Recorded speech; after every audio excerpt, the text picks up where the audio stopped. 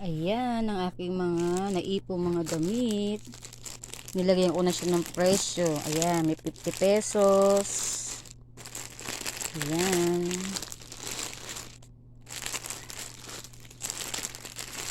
Yung iba wala pa. Ito naman, magandang tela to. Kaya bibenta ko siya ng 250. Tapos ito mga mahaba, parang dressing. Yan, 80 pesos.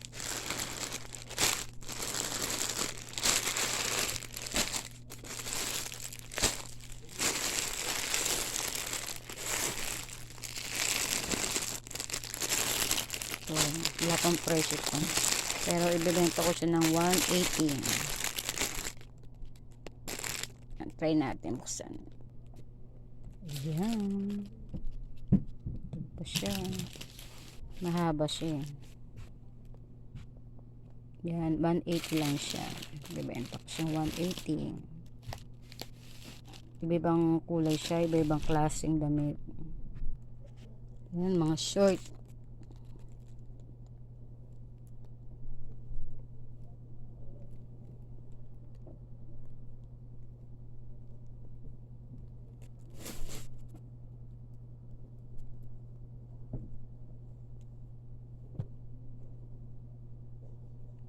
So, yan. Yan ang ano niya. Pang dalaga. Yan.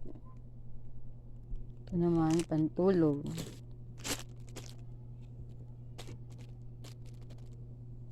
Hmm. 180 lang siya. Yan, iba-ibang design. Yellow.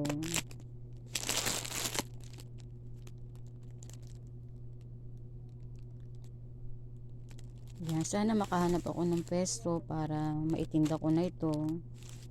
At hindi mahal na pwesto. Kasi malit lang aking tutubuin. Sana may mahanap ako. 470.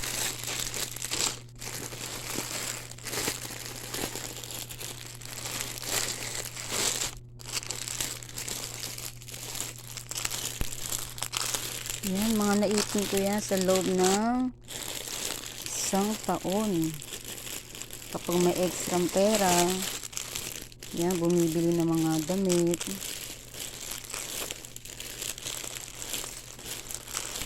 Pag naipon, pwede na rin ibenta. Para kahit paano may konting tubo. Yan, 80 pesos.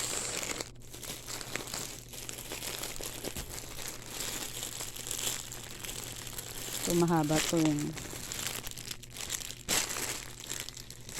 Tingnan natin. Yan, ganyan siya kahaba.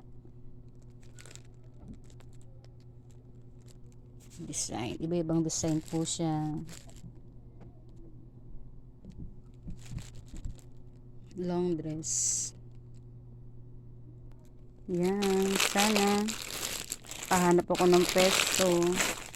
Pwede kong tindahan. Pantay-pantay natin.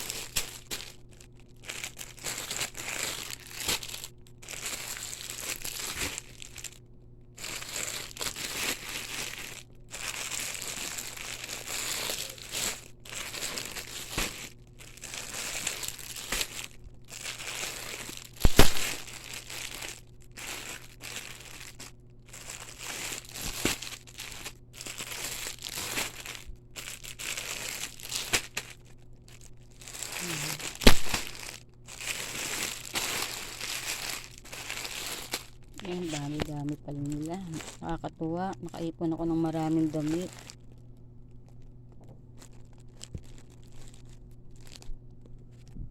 Para pagdating ng araw, pwede mong ibenta.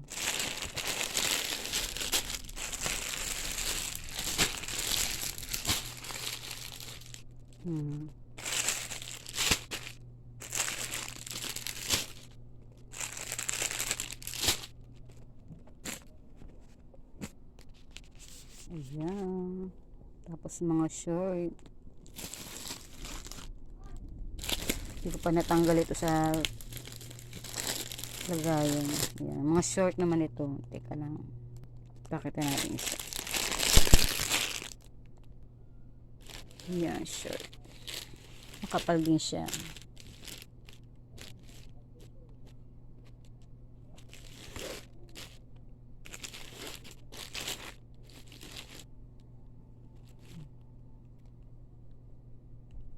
Yan, binibenta ko naman siya ng 80 pesos.